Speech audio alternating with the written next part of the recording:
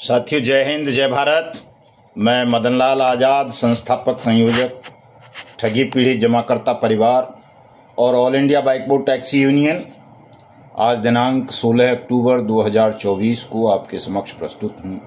राजधानी दिल्ली से एक बड़ी खुशखबरी आप सबको बताने के लिए और भी कुछ ज़रूरी बातें मैं आपको बताऊंगा तमाम ठग कंपनीज के विषय में, उनके भुगतान के विषय में कि कैसे आप अपना पैसा वापस ले सकते हैं। तो इसलिए पूरे वीडियो को तमाम साथी ध्यान से सुनेंगे, इसे ज़्यादा से ज़्यादा शेयर करेंगे ताकि तमाम देश के लोगों को पता चल सके, उन 42 करोड़ ठगी पीड़ित जमाकर्ता परिवारों को जिनका पैसा किसी न किसी ठग कंपनी या ठग क्रेडिट कोऑपरेटिव सोसाइटी में फंसा हुआ है। तो लाइक भी कर देंगे, कमेंट भी करेंगे, और जिन साथियों ने अभी तक हमारे यूट्यूब चैनल को सब्सक्राइब नहीं किया है वो इसे सब्सक्राइब भी ज़रूर कर लेंगे ताकि आपको घर बैठे अपडेट मिलती रहे।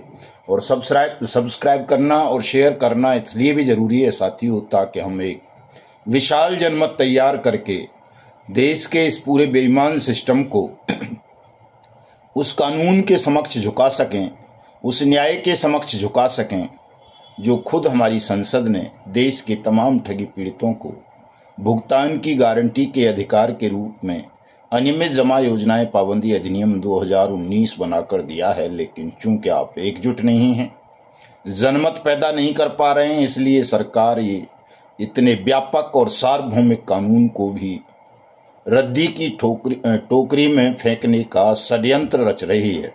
और यदि आप एकजुट हो गए तो निश्चित रूप से आप सबका पैसा वाट्स एक्ट 2019 के अंतर्गत आपकी जमा राशि का 2 से 3 गुना 180 दिन में आवेदन करने के बाद आपको मिल जाएगा, बिना किसी वकील की, बिना किसी दलाल की सहायता के साथियों। लेकिन ये करना पड़ेगा आपको सबको, जनमत पैदा करना पड़ेगा, आवेदन करना पड़ेगा। आवेदन करोगे तो निश्चित रूप से आपका पैसा आपको मिल जाएगा। और यदि आप आवेदन नहीं करेंगे, ठग और उनके दलालों की बातों में बहकावे में आकर इधर उधर दौड़ते रहेंगे, तो न सेबी आपको पैसा दिला सकेगा, न सुप्रीम कोर्ट आपको पैसा दिला सकेगा, न कोई हाई कोर्ट, न कोई एनसीएलटी, न कोई लिक्विडेटर। चूंकि ये सब सरकार का षड्यंत्र है और सरकार चाहती है कि लोग वाट्स एक्ट 2019 के तहत आवेदन ना करके सुप्रीम कोर्ट के आदेशों के झांसे में आ जाएं, हाई कोर्ट्स के झांसे में आ जाएं, एनसीएलटी के झांसे में आ जाएं, लिक्विडेटर के झांसे में आ जाएं और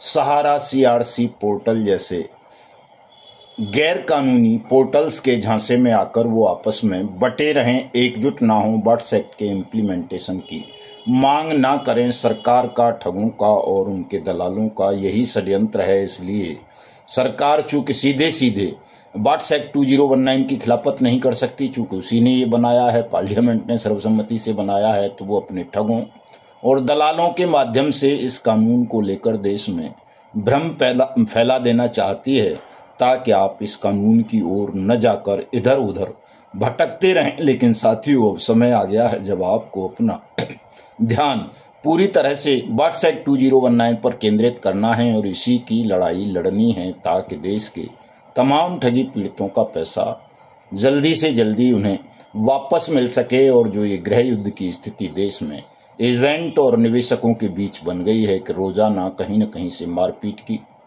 आत्महत्या की सूचनाएं मिलती हैं। ऐसी सूचनाएं मन विक्षोभ से भर देती हैं साथियों, जब किसी निर्दोष एजेंट को फंसाने के लिए निवेशकगण झूठी बातों का सहारा लेते हैं कि विवाद केवल ये है कि किसी एजेंट ने किसी निवेशक का पैसा किसी कंपनी या क्रेडिट कोऑपरेटिव सोसाइटी में जमा करवा दिया और वो उसे मिला नहीं। चूँकि या तो सरकार ने कंपनी क्रेडिट कोऑपरेटिव सोसाइटी बंद कर दी या वो आपका पैसा लेकर के भाग गई। तो निवेशक की पॉकेट में तो ऐसा पैसा है नहीं, एजेंट की जेब में तो है नहीं कि वो निकाल के दे देगा आपको। लेकिन उस एजेंट पर दबाव बनाने के लिए लोग तरह तरह के षड्यंत्र रचते हैं, उनके खिलाफ झूठे मुकदमे दर्ज कराते हैं। कहीं कहीं तो कह देते हैं कि इसने हमारी घर की किसी महिला को छेड़ दिया, या हमसे नौकरी के नाम पर पैसे लिए थे, या हमको कोई और अभद्र शब्द बोल दिया, मारपीट कर दी। इस तरह के झूठे मुकदमे दर्ज करवा कर लोग एजेंट्स को प्रताड़ित करते हैं और ऐसी प्रताड़नाओं के चलते ही हमारे 5 लाख से ज़्यादा एजेंट साथी आत्महत्या कर चुके हैं। ठगी प्रकरणों का शिकार बन जाने के कारण 1250 से ज़्यादा तो साथियों सैनिकों ने आत्महत्याएं की हैं, जो हमारे कानून के शासन के नाम पर एक तरह से कलंक है। Supreme court, SEBI, CRC, NCLT, liquidator इत्यादि की विफलता के बाद ही देश की संसद ने सबका भुगतान करने के लिए, तमाम ठगी पीड़ितों का भुगतान कराने के लिए अनियमित जमा योजनाएं पाबंदी अधिनियम 2019 बनाकर इसे देश भर में लागू किया था। लेकिन दुर्भाग्य से ये सिर्फ कागजों में रह गया। धरातल पर कानून को क्रियान्वित करने के लिए सरकार ने कोई खास यानी ठोस कदम नहीं उठाया, जिसकी वजह से हमने ठगी पीड़ित जमाकर्ता परिवार तपजप नाम से संगठन बनाया, पूरे देश में मिशन भुगतान यात्रा आरंभ की, पूरे देश को जगाया, अधिकारियों को इस कानून के विषय में बताया, सरकार को करोड़ों ज्ञापन दिए, सरकार पर भी दबाव बनाया कि वो इस कानून का क्रियान्वयन सुनिश्चित कराए। लेकिन हम जनमत पैदा नहीं कर सके साथियों। ये हमारी विफलता रही कि जो लाखों करोड़ों ठगी पीड़ित हैं उनमें से हम लाखों को भी सड़कों पर नहीं उतार सके। वो एजेंट और निवेशक के रूप में आपस में ही लड़ते रहे। जबकि सच्चाई ये है कि जितनी भी ये चिट फंड कंपनीज हैं, ठग कंपनीज या क्रेडिट कोऑपरेटिव सोसाइटीज हैं, फर्म निधि वगैरह, इनमें जमा करता जो है, जिसको निवेशक भी आप लोग कहते हैं, एक भी निवेशक ऐसा नहीं होगा जो एजेंट ना हो, और एक भी एजेंट ऐसा नहीं होगा जो निवेशक ना हो। तो ये जो चक्रव्यूह रचा है आपको आपस में लड़ाने का, आपकी मेहनत की कमाई को हड़प लेने का सरकार ने और ठगों ने इसे तोड़ने का समय आ गया है और इसे तोड़ दिया। कल हमारे फतेहपुर के जांबाज वीर बहादुर साथियों ने, हमारी वीरांगनाओं ने, कल हजारों लोगों की भीड़ जब कलेक्ट्रेट फतेहपुर में घुसी, लंबे समय तक वहां प्रदर्शन चला, तो शासन और प्रशासन दोनों के हाथ पैर फूल गए और आनंद फानंद। फतेहपुर उत्तर प्रदेश का जिला है, मैं वीडियो सुनाता हूँ आपको थोड़ी देर में।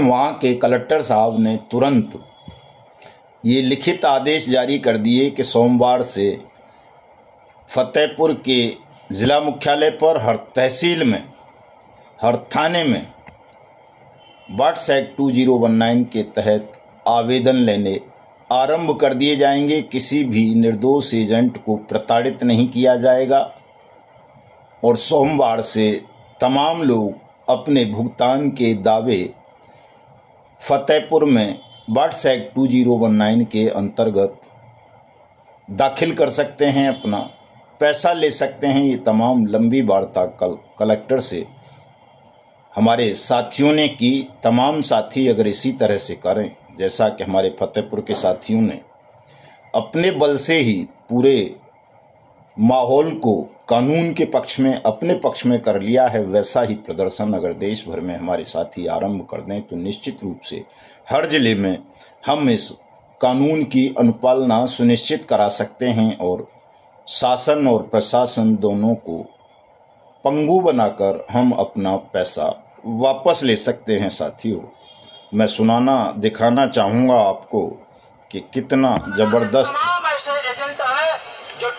ये कलेक्ट्रेट फतेहपुर का सीन है। साथियों, बहुत लोगों ने सुसाइड कर लिया, बहुत लोग ऐसे भी हैं जो अपने आप में पागल की तरह इधर उधर हाथ छान रहे हैं और एक हमारे एजेंट साथी को गोली मार दी गई है।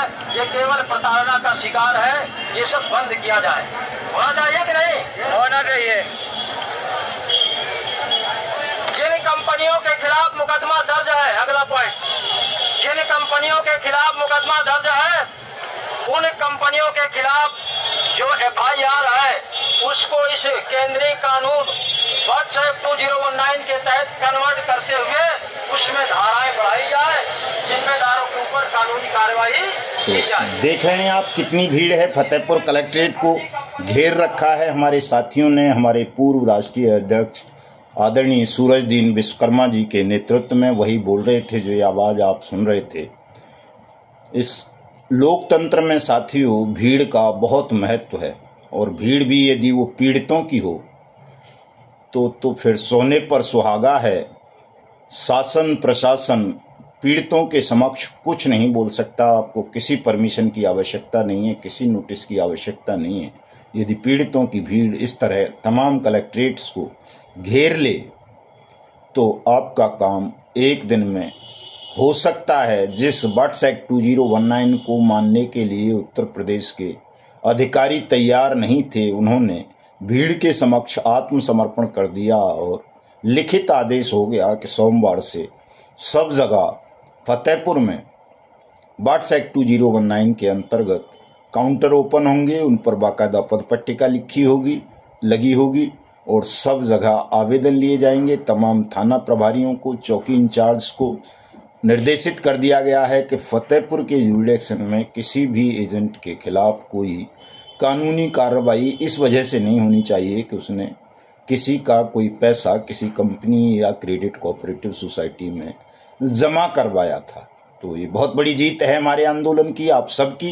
पूरे देश के साथी इससे प्रेरणा लें और इसी तरह से घेराव करें। 22 अक्टूबर को तो पूरे देश में प्रधानमंत्री के, उस राज्य के मुख्यमंत्री के, एक दो ठग के नेता विपक्ष राहुल गांधी के पुतले आप जलाइए और इसी तरह से कलेक्ट्रेट्स का घेराव करके तमाम कलेक्टर साहिबान को विवश कर दें कि वो इस एक्ट की अनुपालना करें। चूंकि ये एक्ट साथियों पूरे देश में कागजों में लागू है, कोई भी मना नहीं कर सकता कि ये कानून नहीं है या लागू नहीं है। सबको दिखाइए, कानून की किताब अपने पास रखिए, दिखाइए, इसमें सब कुछ लिखा हुआ है कि कैसे भुगतान पटल की स्थापना होनी है, कैसे आवेदन लेना है और उस आवेदन पर क्या क्या कार्रवाई कलेक्टर साहब को करनी है और 180 दिन में किस तरह से उनकी ठगों की प्रॉपर्टीज़ को सीज और नीलाम करके आपका जमा राशि का 2 से 3 गुना पैसा वापस करना है। ये पूरा एक्ट है, संसद ने बनाया है, हमने नहीं बनाया है। इसलिए इस कानून की किताब भी तमाम साथी पूरे देश भर में अपने पास रखें। तो एक बड़ी जीत है, इस पर तमाम साथियों को काम करना है। कल हम एटा में थे तो एटा में भी हमने इसी तरह से ज्ञापन दिया था, हमारी बातें स्वीकार कर ली गई हैं सब। लेकिन एक और बड़ी खबर एटा से निकलकर साथियों ये आई कि वहाँ अखिल भारतीय किसान यूनियन के राष्ट्रीय अध्यक्ष लोधी साहब का प्रवास है और उनका धरना लगा हुआ था कलेक्ट्रेट में ही, हमारे धरने के साथ में ही। उनसे काफ़ी अच्छी वार्ता हुई और उन्होंने ये आश्वासन दिया है कि साहब मैं तमाम किसान संगठनों को, अपने संगठन को आपके साथ जोड़कर इस लड़ाई को जितवाऊंगा। चूँकि ये भी तमाम किसान और मजदूर ही हैं जिनका पैसा फंसा हुआ है। और 15 नवंबर का जो हमारा कार्यक्रम है, चंबल की गोद, धौलपुर और मुरैना के बीच से जो हमने संसद घेराव के लिए पैदल मार्च की योजना बनाई है, उसमें ये तमाम किसान नेता सम्मिलित होंगे। इसी तरह से कई कर्मचारी संगठनों से, मजदूर यूनियनों के साथियों से भी बात हुई है। उन्होंने भी ये आश्वासन दिया है और वो सहमत हैं हमारी रणनीति से कि वो हमारे आंदोलन में सहयोग करेंगे और देश के तमाम ठगी पीड़ितों का पैसा दिलवाने में मदद करेंगे। निर्दोष साथियों को पुलिस प्रताड़ना से बचवाएंगे और देश को ठगमुक्त एवं बेईमान रहित राष्ट्र राज्य के रूप में स्थापित करने के लिए वो पूरा योगदान देंगे। साथियों में कुछ चीज़ें, एक बहुत महत्वपूर्ण चीज़ SEBI, supreme court, NCLT, CRC portal और क्या बोलते हैं अपना लिक्विडेटर और PID एक्ट्स वगैरह से जुड़ी हुई एक चीज़ और आपको बहुत महत्वपूर्ण खबर बताऊंगा। लगभग 150 कंपनीज के विषय में है। वो लिस्ट हमारे राष्ट्रीय अध्यक्ष सुखदेव सिंह शास्त्री जी ने मुझे भेजी है। अभी मैं वो बताऊंगा कि उनका स्टेटस क्या चल रहा है। लेकिन उससे पहले चूँकि कई दिन से मैं दफ्तर में नहीं बैठ पा रहा हूं तो बता नहीं पाया हूं अपने उन साथियों का नाम जिन्होंने हमें आर्थिक रूप से सहयोग किया है। मैं उन सभी का धन्यवाद व्यक्त करता हूं। श्याम नारायण जी हैं, 5 रुपये दिए हैं उन्होंने। विष्णु कुमार जी हैं, उन्होंने 5 रुपये भेजे हैं। अशोक यादव साहब हैं, उन्होंने 50 रुपये भेजे हैं। कुंदन सिंह जी ने 200 रुपये भेजे हैं। रामवरण शर्मा जी हमारे जिला उपाध्यक्ष मुरैना, जब हम मुरैना गए थे तो उन्होंने 2100 रुपये से विदाई की थी। हमारी MP शर्मा जी हमारे प्रदेश अध्यक्ष राजस्थान, उन्होंने किसी साथी को आजीवन मेंबरशिप दी है, उनके 2100 रुपये भेजे हैं। RK महावर साहब हैं दौसा से, उन्होंने 101 रुपये भेजे हैं। मांगीलाल जी हैं, उन्होंने 101 रुपये भेजे हैं। पारस सिंह रावत साहब हैं, उन्होंने 101 रुपये की सहयोग राशि भेजी है। रीमा देवी जी ने 5 रुपये भेजे हैं। हेमंत लाल राम साहब हैं, उन्होंने 100 रुपये भेजे हैं। सत्यनारायण वाली साहब ने 11 रुपये भेजे हैं। राजेंद्र कुमार सैन जिला अध्यक्ष अलवर ने 11 रुपये भेजे हैं। आतम सिंह जी ने 100 रुपये भेजे हैं। गुड़िया देवी जी ने 11 रुपये भेजे हैं। जेसी पाल हैं, हमारे एक्टिव मेंबर हैं, उन्होंने 101 रुपये भेजे हैं। मुकेश कुमार जी ने 11 रुपये भेजे हैं। शौकीलाल चौहान साहब हैं, उन्होंने 51 रुपये भेजे हैं। पूनम चौरसिया जी हैं, उन्होंने 100 रुपये भेजे हैं। विनोद चौहान जी हैं, हमारे जिला संयोजक चंदौली, उन्होंने किसी साथी को उपाध्यक्ष बनाया है जिले में, तो उन्होंने 500 रुपये की सहयोग राशि भेजी है।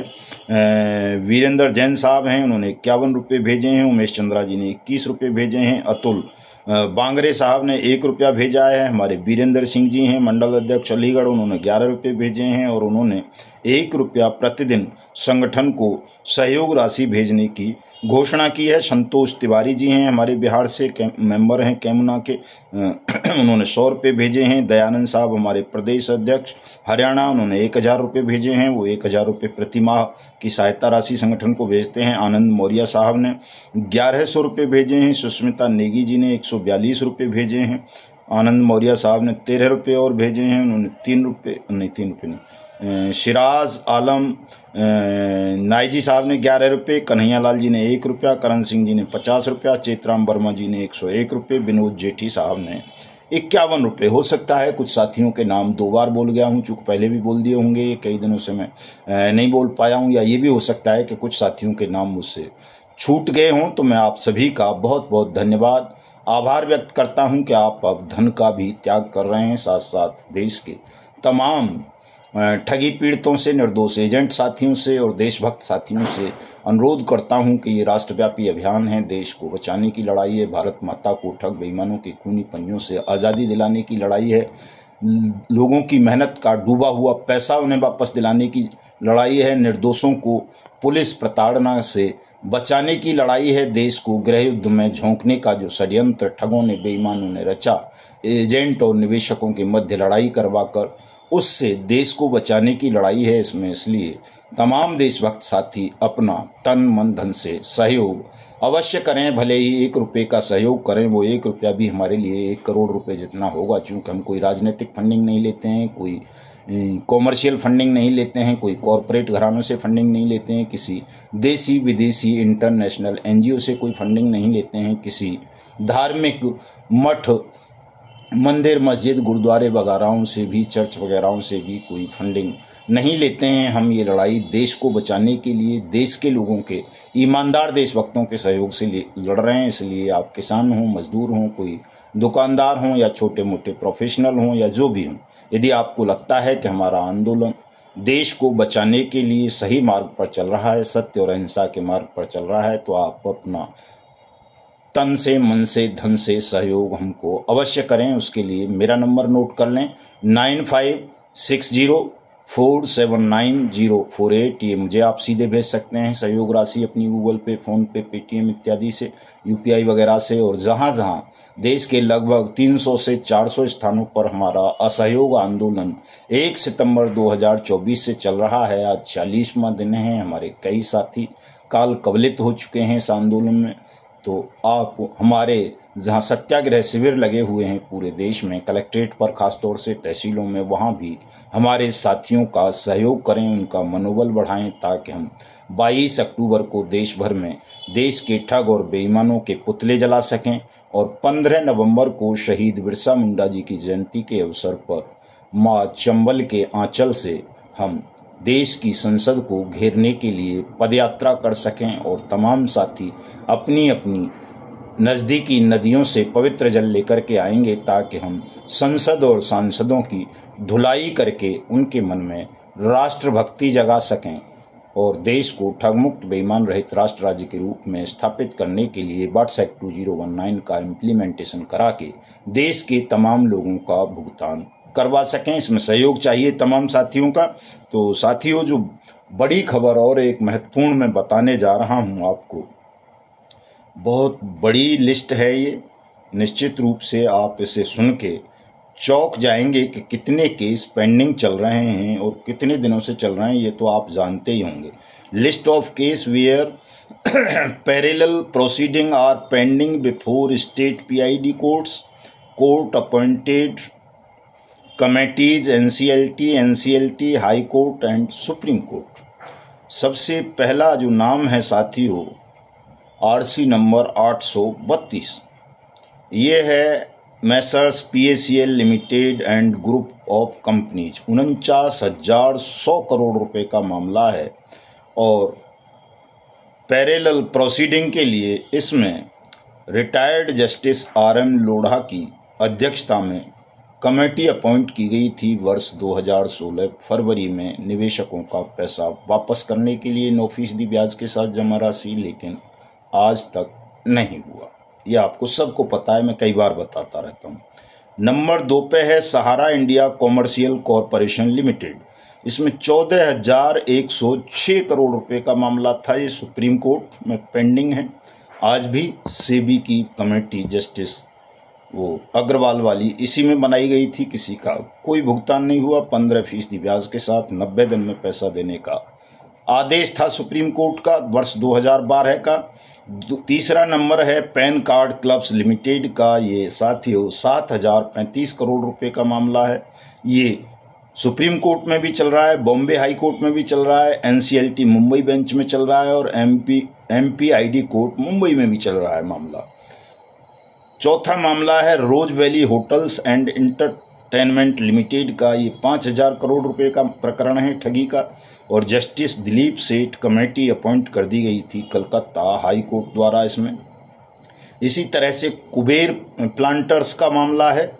ये 2,462 करोड़ का मामला है और ये अभी तक दिल्ली हाई कोर्ट में पेंडिंग चल रहा है। Sai Prasad group of companies का मामला है 2,039 करोड़ का। MPID कोर्ट मुंबई में चल रहा है साथियों।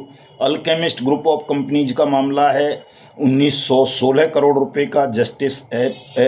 Justice SP Talukadar committee appoint कर दी गई है इसमें कलकत्ता हाई कोर्ट द्वारा। MPS ग्रीनरी डेवलपर्स लिमिटेड का मामला है 1,520 करोड़ का। Justice SP Talukadar committee appointed by Delhi Calcutta high court. Blue chip corporation private limited 1,394 crore रुपए का। MPID कोर्ट पुणे में मामला है। HBN dairies and allied limited का मामला है 1,136 करोड़ का। सुप्रीम कोर्ट में चल रहा है, NCLT में चल रहा है और इस पर लिक्विडेटर भी अपॉइंट किया गया है। तीनों कार्रवाई हुई है इस पर। मेगा मोल्ड इंडिया लिमिटेड का है 888 करोड़ का। इसमें भी justice SP Talukedar committee appoint हुई है कलकत्ता हाई कोर्ट द्वारा और ये मामला वेस्ट बंगाल का जो PID एक्ट है उसकी जो कोर्ट है वो भी इसमें इन्वॉल्वमेंट है। ये साईं प्रसाद से जुड़े हुए मामले हैं संभवतः जस्टिस वो वाले। शारदा रियल्टी इंडिया लिमिटेड है 774 करोड़ का मामला। इसमें भी जस्टिस SP तालुकेदार कमेटी बनी है कलकत्ता हाई कोर्ट द्वारा। Sai Prasad group of companies वाला मामला है 615 करोड़ रुपए का। MPID कोर्ट मुंबई का भी इसमें मामला चल रहा है। अल्केमिस्ट ग्रुप ऑफ कंपनीज का मामला है 444 करोड़ का। जस्टिस SP तालुकादार वाली कमेटी है इसमें भी कलकत्ता हाई कोर्ट द्वारा। GCA मार्केटिंग प्राइवेट लिमिटेड का मामला है साथियों। NCLT चंडीगढ़ में भी चल रहा है ये मामला। Sai Prasad group of companies मामला जो है 394 करोड़ का अलग से। MPID कोर्ट मुंबई में भी चल रहा है और परमोटेक इंफ्राटेक लिमिटेड वाला मामला है साथियों 331 करोड़ का। इसमें भी वही जस्टिस SP तालुकेदार कमेटी है कलकत्ता हाई कोर्ट द्वारा और ये वेस्ट बंगाल PID एक्ट में भी चल रहा है। समृद्धा जीवन फूड्स इंडिया लिमिटेड वाला मैटर है 301 करोड़ का जो MPID कोर्ट पुणे में चल रहा है और सेबी ने इसमें 42 करोड़ की रिकवरी की है और ये MPID कोर्ट में भी चल रहा है साथियों। जो तमाम स्टेट्स ने अपने अपने अलग से बनाए हुए हैं और 19वां मामला है केरला हाउसिंग फाइनेंस लिमिटेड का 261 करोड़ का।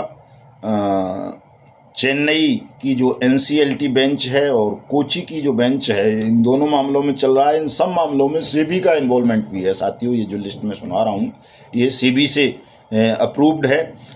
इसी तरह से हनेमन हर्बल लिमिटेड का मामला है 231 करोड़ का। किम इंफ्रास्ट्रक्चर एंड डेवलपर लिमिटेड का मामला है 222 करोड़ का और रामेल इंडस्ट्रीज़ का मामला है 191 करोड़ का। Anmol India agro herbal farming and dairies care company limited का मामला है 141 करोड़ का। Prayag infotech high rise limited का मामला है 131 करोड़ का। और KMG लैंड डेवलपर्स लिमिटेड का मामला है 96 करोड़ का। फिर GCA मार्केटिंग प्राइवेट लिमिटेड वाला मामला है 94 करोड़ का, चंडीगढ़ बेंच वाला। फिर बेसिल इंटरनेशनल लिमिटेड का मामला है 92 करोड़ का। और ये बेसिल इंटरनेशनल तो शायद उस गुर्दा चोर की है, PP सेठी की, टोगो रिटेल मार्केटिंग वाले की।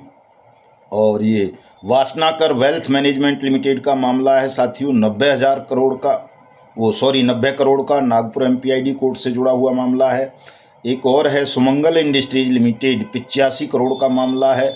और blessing agro farm India limited and 6 others ये 84 करोड़ का मामला है साथियों। तमिलनाडु PID एक्ट का भी मामला चल रहा है, इसमें सेबी का भी है और सेबी ने इसमें रिकवरी भी की है 3 करोड़ की लगभग। और भी कई कोर्ट्स में ये मामला चल रहा है। मैत्रेयी सर्विस प्राइवेट लिमिटेड का मामला है 82 करोड़ का। कस्सा फिनवेस्ट प्राइवेट लिमिटेड का मामला है 80 करोड़ का ही। परसराम पुरिया प्लांटेशन लिमिटेड का मामला है 75 करोड़ का साथियों। और रूफर्स इंफ्रा प्रोजेक्ट लिमिटेड का मामला है 74 करोड़ का। अश्योर एग्रोवेथ लिमिटेड का मामला है 69 करोड़ का। MVL लिमिटेड का मामला है 65 करोड़ का। रैमेक रियल्टी इंडिया लिमिटेड का मामला है 62 करोड़ का। विव गियोर एलाइड इंफ्रास्ट्रक्चर लिमिटेड का मामला है 61 करोड़ का। GBC enterprise limited and it's director वाला मामला है 60 करोड़ का। प्रिज्म इंफ्रोकॉन लिमिटेड का मामला है 59 करोड़ का। आई कोर ई सर्विस लिमिटेड का मामला है 54 करोड़ का। कोलकाता वायर इंडस्ट्रीज लिमिटेड वाला मामला है 47 करोड़ का। विश्वामित्र इंटरनेशनल का मामला है इंफ्रा लिमिटेड का 41 करोड़ का। Rose Valley real estate and construction limited वाला मामला अलग से है, इसमें 41 करोड़ का। अस्पेन प्रोजेक्ट्स इंडिया लिमिटेड का मामला है 38 करोड़ का। टावर इन्फोटेक लिमिटेड का मामला है 37 करोड़ का। Sunshine infra belt corporation limited का मामला है 35 करोड़ का। Shivaji state live stock forms private limited 32 crore का मामला है।